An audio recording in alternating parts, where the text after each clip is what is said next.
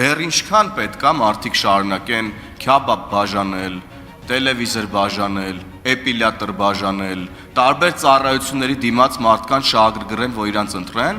որ տվյալ քաղաքական ուժը, օրինակ, չգրանցվի։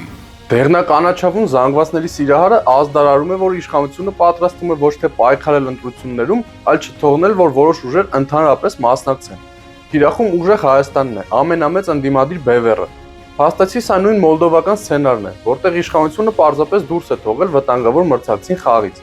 Այս ամենը կազմակերպելու համար ԵՄ-ից խնդրել են արագ արձագանքման խմբեր, որոնք էլ պետք է օգնեն իրականացնել այս սցենարը։ Իսկ ինչ է սա իրականում նշանակում։ Սա նշանակում է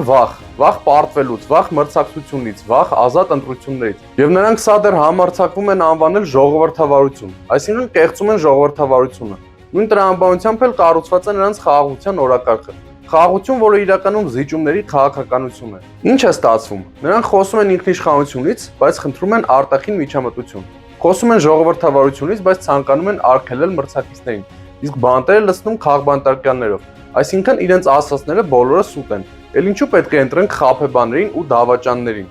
Թող լավ իմանան, որ նման բան չի լինելու։